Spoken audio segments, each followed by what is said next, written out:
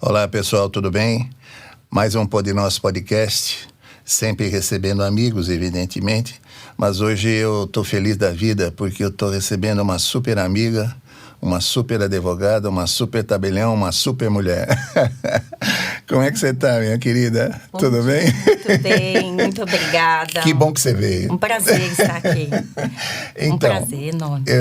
Eu sei um pouquinho da tua vida, estudei um pouquinho para a gente ver, a gente se conhece já há um tempinho lá da igreja, mas eu queria saber qual foi o teu primeiro choro. Descontraindo, né? Sim. Ei, Gabi? São tantos, né? Não, o primeiro foi quando você nasceu. Lógico. Eu nasci no Rio de Janeiro. Eu sou carioca, mas eu vim muito cedo para São Paulo, logo criança com 3 anos, né? Eu estudei aqui no Colégio Porto Seguro. E aí passei direto na São Francisco, né? Na USP. Mas você pulou muito, peraí. Porto Seguro, o que você fez no Porto Seguro? Não, cursei tudo lá? Tudo no Porto Seguro. O Porto Seguro, você diz ali do Morumbi? No Morumbi, a unidade original, né? A primeira, isso. Então, e daí? Aí eu entrei na São Francisco, né? Fiz Direito. Aí entrei direto na São Francisco e estudei os 5 anos na São Francisco. Ao longo da faculdade, eu nunca quis advogar. Né? Eu não era esse o meu objetivo. Eu queria fazer um concurso público, ou para o Ministério Público, ou para a magistratura. E aí, já para pegar o gancho do o que eu sou hoje, né? E ao longo da faculdade da São Francisco, eu era estagiária do Ministério Público. É assim. Eu trabalhava na promotoria, fiquei muito tempo na família. Do Estado? Ministério Público Estadual, isso. Fiquei muito tempo na família, um pouco no crime, na falência, né? Eu gosto muito de direito empresarial. E aí, no final da faculdade, eu comecei a estudar para um concurso público. E naquela época, quando eu estava me formando, 2002, 2003, não abria concursos para magistratura e Ministério Público. E eu ali, quando você está estudando, está preparado para qualquer coisa, né? Você está acumulando conhecimento. Né? E aí, abri um concurso, eu estava iniciando a questão, porque os cartórios, os tabelionatos no Brasil, e registros de imóveis, registros civis, eles até a Constituição de 88 passavam de pai para filho, né? Era hereditário. Isso, hereditário. Mas depois da Constituição, não. Quem assume a titularidade dessas serventias é uma pessoa concursada, né? E o concurso feito pelo Tribunal de Justiça é um concurso seríssimo, muito extenso, muito difícil. E aí, eu falei, vou tentar. É um curso específico para notário? É um concurso específico para ser tabelião ou registrador. E aí, Qual a diferença de tabelião e registrador? É enorme. E aí, depois, a turma quer saber. Fala. Então, vamos lá. Existem vários tipos de serventias, né? Então, vamos lá. O registro civil é aquele que faz nascimento, faz o assento de nascimento, de casamento, de óbito, faz aquelas certidões que todo mundo conhece. O registro de imóveis é aquele que cuida dos imóveis. Então, uma forma bem simplificada. Eu tenho ali, por exemplo, a sua casa, ela tem uma matrícula e nessa matrícula tem a história daquele imóvel. Então, os proprietários, a alteração dos proprietários, se ali incide hipoteca, todos os direitos reais, então, vão ser colocados naquele registro de imóveis. O tabelionato de notas, ele é aquele mais dinâmico, que gera as relações da sociedade, né? Então, eu faço todo tipo de escritura pública, compra e venda, doação, inventário, divórcio, declarações, atas... Tudo, né? Nós implementamos com fé pública, fazemos os instrumentos públicos que dão origem às relações jurídicas da sociedade e também ingressam lá no registro de imóveis. Por exemplo, se você vende a sua casa, vai para o registro de imóveis aquela escritura de compra e venda. Além disso, existem os títulos e documentos, que são aqueles que fazem o registro de contratos determinadas e pessoa jurídica, o registro registro civil da pessoa jurídica, que faz o registro das pessoas jurídicas que não são empresas, porque as empresas são registradas na JuSesp.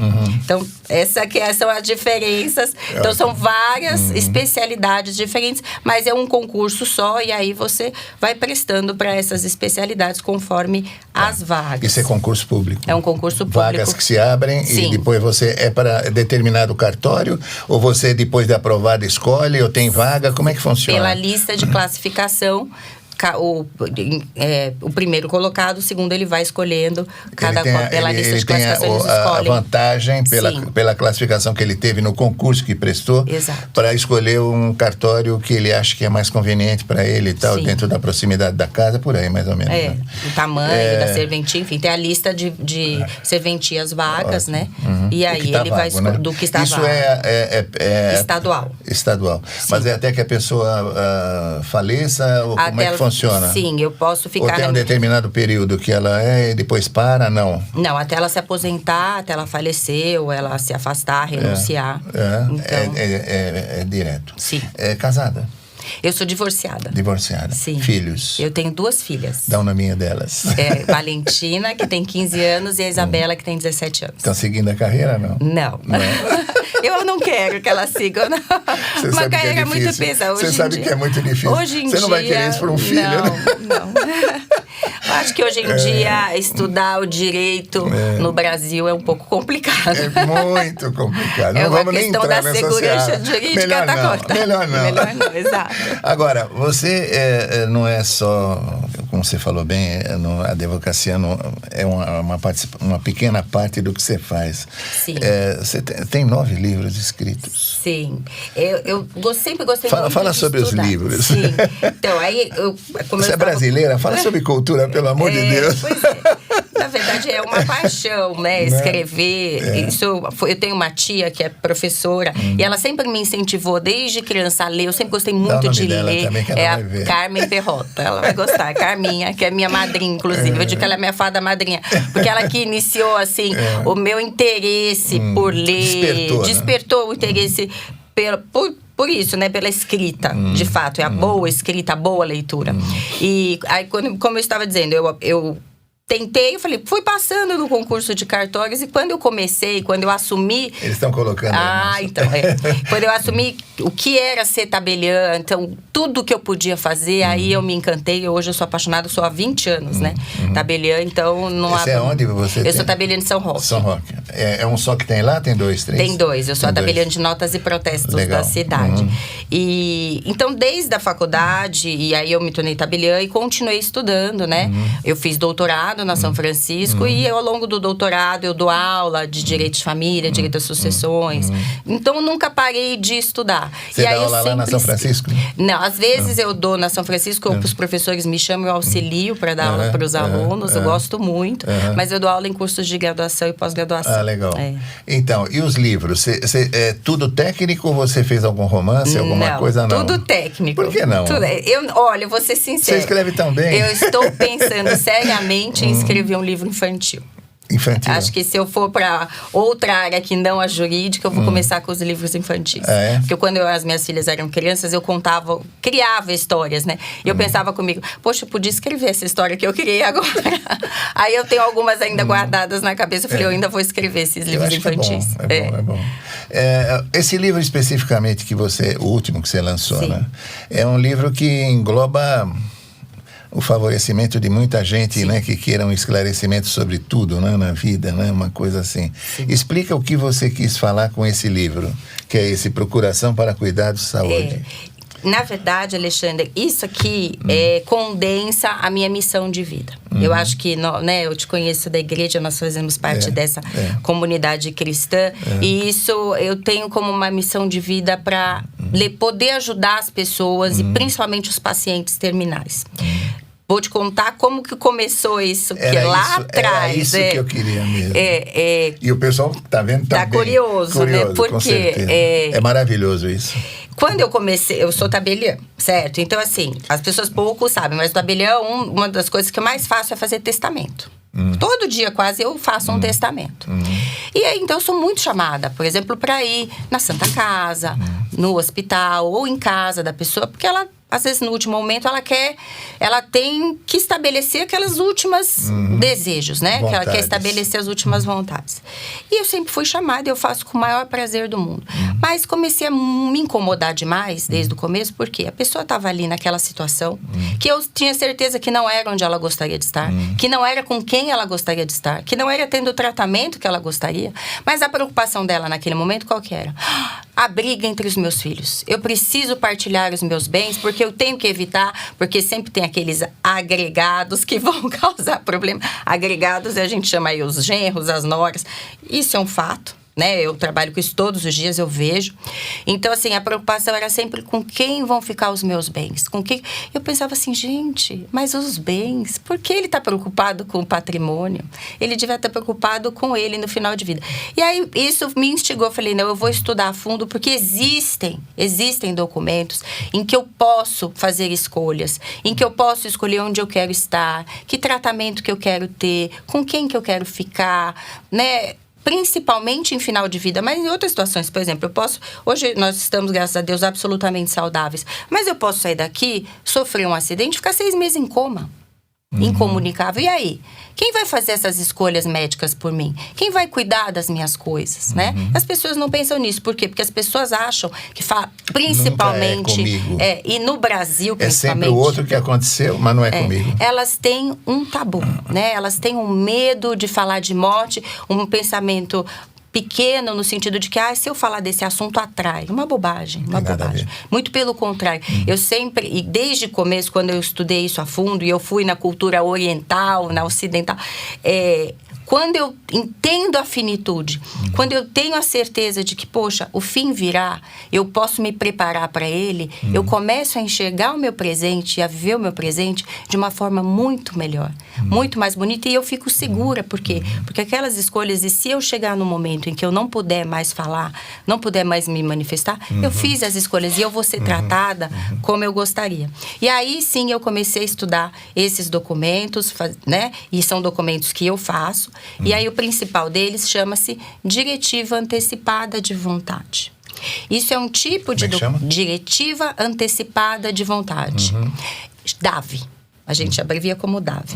É um documento que surgiu na década de 60 nos Estados Unidos. E é um assunto um pouco pesado, sim, mas eu sou obrigada a dizer, porque ele surgiu, sim, lá nos Estados Unidos pela Sociedade Americana da Eutanásia. Por quê? Porque as pessoas começaram a perceber o seguinte... será que as pessoas gostariam de estar ali naquela situação sendo mantidas por aparelhos? Porque até então, naquele momento, não existia a questão da morte cerebral afirmada. Então, e mais as máquinas que mantinham coração, né, batimentos cardíacos e respiração existiam e era possível manter. Então, esses debates... Quase que indefinidamente. Indefinidamente. Esses debates vieram à tona. Sofrimento atroz. E aí, sim, começou-se a discutir isso na sociedade. Poxa, será que não é viável a lavratura de um documento em que a pessoa faça as escolhas do que ela quer? Será que eu aceito quimioterapia, radioterapia, ainda que eu não veja mais possibilidade curativa, né? E aí, apareceu também, nesse meio tempo, aí junto com esses assuntos, eutanásia, suicídio assistido, existe uma figura que hoje em dia talvez não tenha tanta importância, mas que ela é a mais importante para o final de vida e a dignidade, que se chama ortotanásia, que são os cuidados paliativos, né? Inclusive, já considerada e positivada aí pelo próprio Vaticano, no sentido do quê? Da gente aceitar o curso natural da vida, aceitar o curso da vida e proporcionar para aquele paciente. E quando a gente fala assim, cuidados paliativos, não vou fazer mais nada porque não tem mais nada a fazer. Pelo contrário, nesse momento eu tenho muito para fazer. É um juramento médico, né? Sim, tem muito para fazer. Então, eu consigo tratar daquele paciente sob todas as esferas. A esfera corporal, a emocional, a psicológica. Eu trato da família nessa antecipação de luto. Então, esse é o meu objetivo. Então, é implementar esse tipo de documento, trazer doutrina, né? Porque não existe no Brasil, não temos lei sobre esse assunto. E aí eu tentei trazer isso. Você está me trazendo uma ideia. Eu participei há uns anos atrás, Pastoral da Saúde, eu fui no 9 de julho, amiga que estava lá e tal, e eu visitava uma vez por semana os pacientes. Então, como eu sou meio neurótico, falo muito, né? Eles punham sempre na parte de oncologia e tal, papapá. E eu nunca levei Bíblia, eu só botava o avental e ia lá, e era sempre, me mandavam sempre para esse tipo de trabalho. Paciente terminal. E o que você está falando é exatamente o que eu senti. Estou te colocando aí. queria um apoio, queria um papo, queria uma... A gente cantava, ele queria alguma coisa que... Estou emocionado, pensando. Sim. Que coisa linda que você está fazendo, porque realmente é verdadeiro. Sim. Isso, né? Quer dizer, não era bem... Ele não queria estar ali no hospital, ele queria... sabendo, alguns sabendo Sim. que não iam durar muito, né? As coisas mais que falam tristes, não é triste, é uma coisa emocionante, até bonita de ver, né? Mas alguém cuidando desse paciente de uma Sim. maneira digna, né? Sim. Que o que ele quer, o que ele queria, não tem, ele, na maioria das vezes ele não tem, tão pouco às vezes, não manda nada, ele tem que fazer o que os outros mandam fazer e acabou. É aí que você entrou, né? Isso, e aí como eu estava falando, é só um preâmbulo. Nossa, é verdade. Temos o dia inteiro aqui hoje. É verdade. Eu poderia ficar bonito isso? Então, aí... Poxa vida, parabéns. Para chegar na procuração em si. Então, a diretiva, a gente pode entender como esse gênero de documentos em que eu faço escolhas médicas relacionadas à minha saúde, à minha dignidade, à minha pessoa, no momento em que eu não vou mais poder fazer essas escolhas. Ou porque eu vou estar numa doença terminal, incurável, e aí eu tenho uma possibilidade de morte certa num período curto de tempo, entre 3 e 6 meses, e aí a gente chama isso de testamento vital, que é um documento bem específico, que é de fim de vida. Ou eu faço uma declaração antecipada de vontade em que eu prevejo tudo o que eu quero no momento em que eu não puder me manifestar. Pode ser porque eu sofri um acidente, eu vou ficar 6 meses em coma. Pode ser porque hoje eu fui diagnosticada com Alzheimer ou com demência, mas eu estou plenamente lúcida. No dia que você fez, você estava plenamente capaz, consciente. Mas eu já estou prevendo lá na frente. Isso tem fé pública, total, né? Fé pública. E a mais importante, que é aqui a menina dos meus olhos.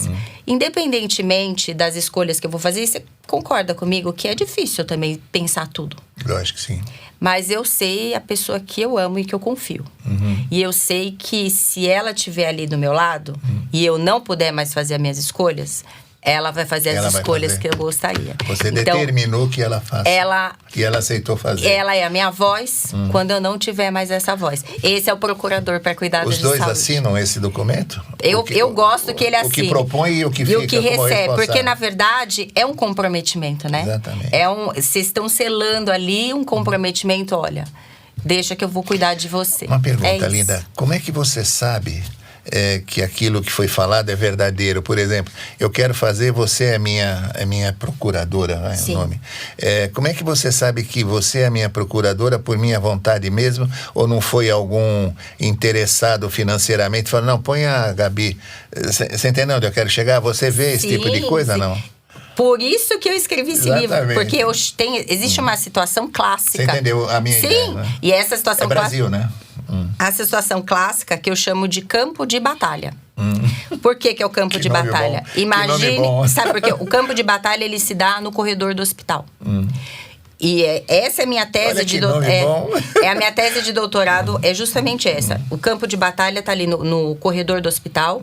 No quarto está o paciente já absolutamente incapaz, ele já não tem mais capacidade de manifestação, tá avançado. E o que acontece? De um lado do corredor, eu tenho aquele filho que tem interesse econômico na manutenção indefinida daquele familiar, porque ele depende dele. Do outro lado do corredor, eu tenho uma esposa, eu tenho um marido, eu tenho um filho que não tolera mais o sofrimento que o familiar está passando. E sabe que ele não gostaria mais que aquilo se prolongasse, né? Ele queria o cuidado paliativo, ele queria estar em casa. Puro. É um sentimento mais puro. Só que quem está no meio do campo de batalha? O médico. Escolhas têm que ser feitas. E se eu não fiz a escolha, eu não disse quem é a minha voz, sabe quem vai ganhar? Quem gritar mais alto. Ou aquele que entrou primeiro, pegou um advogado e pediu uma liminar e disse, eu sou o curador, eu respondo por ele por tudo. Incapaz. Porque ele é incapaz. E são coisas. Exato. E aí que é a minha tese de doutorado. Eu digo o seguinte: primeira coisa, depois que entrou no nosso ordenamento aquilo que a gente chama Estatuto da Pessoa com Deficiência, no Estatuto da Pessoa com Deficiência, o curador, que é aquele que representa o incapaz, né, que não pode mais se manifestar, ele tem ingerência apenas em 2 esferas do interditado: financeira e patrimonial. Tudo bem, você foi nomeado curador do seu pai, você pode representá-lo em termos financeiros e patrimoniais. Mas o procurador para cuidados de saúde foi aquele que ele escolheu para ser o porta-voz com o médico. Para fazer as escolhas de saúde. E aí, com isso, eu não tenho exatamente aquilo que você falou, o interesse econômico adentrando na esfera pessoal e da dignidade do paciente. Podem ser a mesma pessoa? Pode ser que o curador seja o procurador, mas pode ser que seja advogado da pessoa pode ser o curador, não? Pode.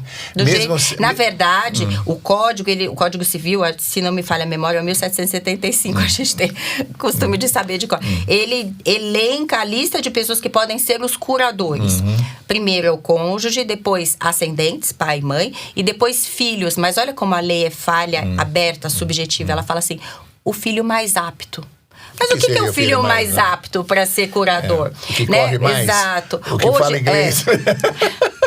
Então, é muito complicado. Agora, o que também é possível fazer? É possível hoje fazer uma declaração em cartório, e acho que até, recentemente saiu até na mídia com bastante... A mídia deu atenção a isso, porque o Conselho Nacional de Justiça, ele positivou isso. Eu posso fazer a escolha antecipada de um curador. Eu, por exemplo, tenho 2 filhas, não tenho?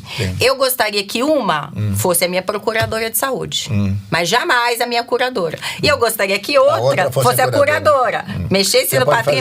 Eu posso fazer isso. E aí, hoje em dia, os juízes, na ação de interdição, eles verificam essa central. Por quê? Nós, nos tabelionatos, todos os atos que nós lavramos, nós informamos uma central nacional.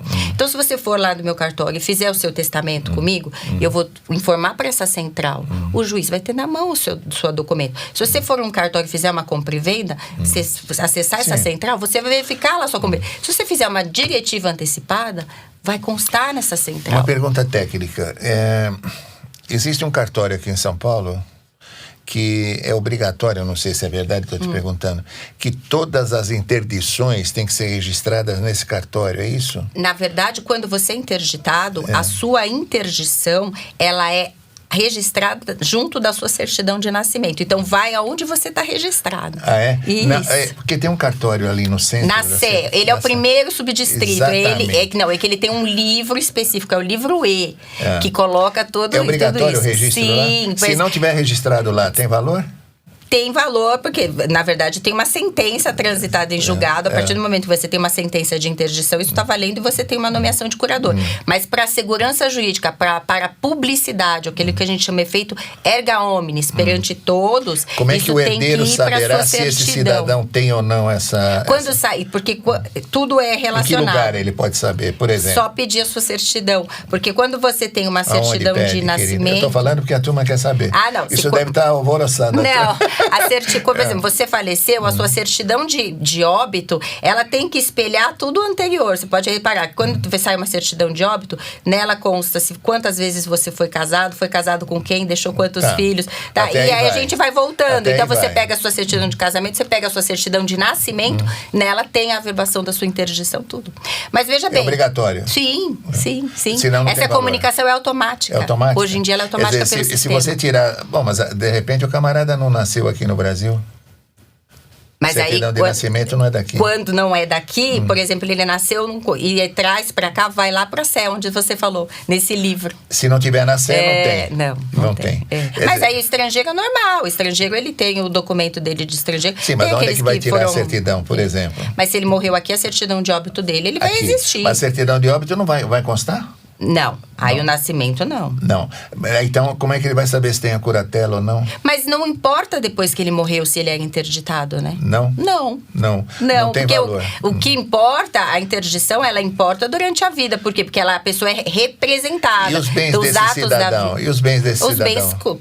Os bens daquele que morreu interditado, o inventário é exatamente igual. Quem vai fazer esse inventário se ele não tiver nenhum parente próximo? Não foi casado? Não, eu tô falando especulando. Se a gente não tem nada. Eu tô especulando. Se eu não tenho descendentes, ascendentes, nem cônjuge, nem colaterais até 4º grau, que são todos aqueles que podem herdar. Primos.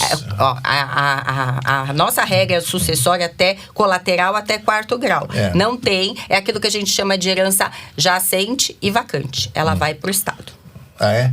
Primo tem direito. Sim, até 4º grau. Até 4º grau. Esse primo é que vai atrás, teoricamente, é que vai atrás e algum dos interessados vai levantar Isso, levanta a documentação, prova que é o único. O teu andamento está no livro.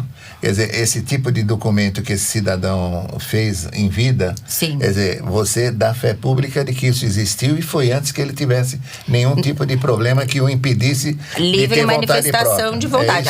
Nesse documento, como em todos os documentos do tabelionato, por exemplo, eu faço testamento quase todo dia. A primeira, eu não, se você chegar lá para Gabriela, eu quero fazer meu testamento hoje. Eu não vou fazer hoje. Eu converso com você. Tá bom, Alexandre, me conta por que você quer fazer seu testamento. Me conta da sua vida, deixa eu entender qual é a sua vontade. Primeiro eu vou bater um papo com você.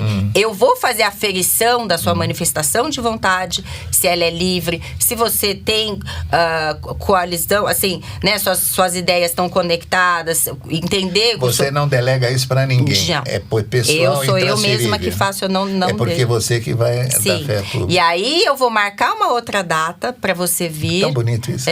E aí a gente faz a lavratura na presença de 2 testemunhas. O testamento e o casamento são os 2 atos mais solenes do direito, né? Então tem toda uma solenidade, né? Uma formalidade. É um ato muito bonito. Isso fica registrado quando o cidadão morre. Você pode ser chamada para determinar alguma coisa, se for o caso. Você vai ler o testamento do caboclo? Como é que funciona? Não precisa. Isso? Na verdade, quando a pessoa falece, pede-se a certidão de óbito e aí vai oficiar essa central. Essa central tem todos os testamentos. Porque pode ser que você tenha deixado 3 testamentos. Você fez um, depois você fez outro complementar, depois você revogou todos. Então você não deixou nenhum. Sim. Ou você fez um, revogou e fez um novo. Isso pode ser feito. Pode ser feito. E aí vai se pedir, então, essa certidão do Colégio Notarial do Brasil, que tem a informação de se deixou testamento, onde está. Esse notarial tem essa informação. Com certeza, porque você faz e comunica. Isso. E aí eles vão me pedir uma certidão. Eu vou expedir uma certidão do livro do seu testamento. E aí, em posse dessa certidão, os herdeiros, o inventariante, ingressam com a ação e fazem o inventário. Esse livro tem tudo. Esse livro, então, tem toda a explicação do que é uma diretiva antecipada. Eu fiz o estudo e a análise comparativa da legislação da maior parte dos países do mundo que tem isso, porque a grande maioria tem legislação sobre o tema. Eu entro... Os europeus, principalmente, porque os europeus, eles são mais evoluídos no sentido dessa discussão perante a sociedade, desse documento. Então, para eles é mais natural fazer essas escolhas, né? É mais ou menos natural, né? Sim. E eu entro na questão do curador, que o curador não pode ser confundido com o procurador de cuidado de saúde. O curador vai cuidar da vida patrimonial e financeira. E, principalmente, no final aqui, eu trouxe todos os modelos para a população. Então, quem quer fazer, tem aqui o modelo. É um documento que eu gosto que a pessoa reflita. É um documento que tem que ser feito no mínimo a 4 mãos, com o seu médico. Você vai sentar, ver assim, será que eu aceito? Onde é que eu acho esse livro? Quer dizer, o pessoal que quer comprar vai aonde? Aqui, ó, vai na editora Foco, tá aqui, ó. Tá. E aí, se usar esse código assim, MG20 capa, ainda né? ainda tem desconto de 20%. Tem desconto? Tem desconto, ó. O MG20 tem desconto. Olha, você já entra aí, com ó, desconto. Ganha 20% de desconto. Isso. Editora Foco, é lá Editora que tem. Foco. Encontra em alguma livraria? Na Amazon tem. Na Amazon tem. Então, mas a Foco é só entrar, eles fazem a entrega. Sim. Tá bom. Os outros livros que você escreveu? Eu tenho livros de direito empresarial, né? Isso ainda são manuais. Então, se você entrar na Amazon, colocar meu nome também tem. Na Editora Foco tem todos, é isso? Não são todos da Editora Foco. Mas na são Amazon tem. Na Amazon tem, são da Sara. Me fala sobre os outros também. Então, eu tenho livros sobre direito empresarial e os outros são coletâneas que eu escrevo sobre direito de família. Eu tenho sempre direito de família? Eu gosto muito. Direito de família, direito das sucessões. Está reduzido nesse livro ou o principal é esse? Não, esse é o meu... Cada um é de um assunto, bem diferente. Quer dizer, quem quiser aprender um pouquinho, pega os teus livrinhos e vai estudando um pouquinho, que isso aí tem tudo uma novidade lá, coisa que você participa, né? Sim. Não é eu acho, você estudou para isso. Eu estudei, é meu dia a dia, né? Isso que é o bom. Por isso que eu amo a minha profissão. Na verdade, todos os dias eu atendo muita gente, né? Então, os casos vão me tornando cada vez mais assim, eu vou me especializar nisso, porque... E eu atendo as famílias, né? E, na verdade, a família é a base da sociedade. Você deve ver tantos problemas, não? Muitos. Como é que você faz para dar uma desanuviada chegando em casa? Tem que saber separar, né? Porque os dramas, né? Sim. Os dramas. Para você vai problema. Eu vou te contar uma coisa interessante. Quando eu comecei, 15 anos já estudando esse assunto, por isso que eu falei que é a minha missão de vida. Eu sou muito técnica, né? Eu sou muito estudiosa e eu sou técnica. Eu tinha que enxergar esse documento de uma forma técnica para ser o mais eficaz possível para as pessoas. Só que eu falei, não vai bastar. E aí, o que eu fiz, Alexandre? Faz uns 3 anos que eu faço tudo quanto é curso de cuidado paliativo. E hoje eu estou concluindo um curso que se chama Sentinela de Fim de Vida. Doulas da Morte. Mas você tem os nomes, nomes especialíssimos. Então, assim... Você fez marketing, não? Não, porque nossa, você tem os nomes maravilhosos. Então, não bastava para mim ficar apenas na questão jurídica. Eu preciso entender quem está ali, à beira-leito, cuidando daquele pessoal, paciente terminal. Por isso que eu falo assim, eu tenho, algo me diz assim, eu agradeço a Nossa Senhora porque ela me dá essa inspiração de poder buscar isso. Eu quero poder, então... Eu tenho que, como eu sou a técnica, né? Eu tenho que, cientificamente, tentar trazer para esses documentos quem está ali, aquele psicólogo, aquela cuidadora do final de vida. Todos os casos paralelos para chegar na verdade. Daquele paciente para chegar. Onde é que entrou a igreja na tua vida? Quer dizer, a igreja te ajuda? Muito. Na verdade, desde muito cedo, eu tenho uma tia que é irmã carmelita, né? E eu sempre fui levada à igreja desde pequena. E quando eu vim para São Paulo, eu estudava no Instituto Nossa Senhora do Carmo. Então, desde muito cedo, cresci com as freiras e dentro da igreja. Então, para mim, é muito forte isso. Muito. Te ajuda. E eu sou absolutamente devota de Nossa Senhora de Guadalupe. Ela vai na minha casa uma vez por mês.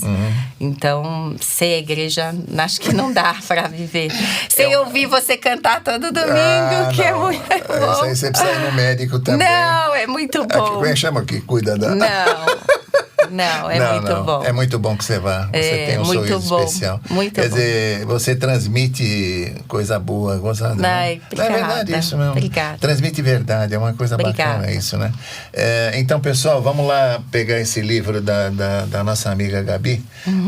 Vulgo Gabi. Gabi mesmo, é Gabi mesmo. Vulgo Gabi para os amigos. Não, todo Ela mundo tem me uns chama livros de Gabi. especialíssimos e esse é imperdível, né? Quer dizer, é uma coisa que todo mundo deve ter, até para evitar problemas futuros, né? Em termos de herança, disso, daquilo, vida, né? Pessoas que querem ter o fulano mora aqui em São Paulo, pode ir em São Roque procurar? Pode, não pode? O tabelião, ele é de livre escolha da parte, porque ele é o profissional de confiança.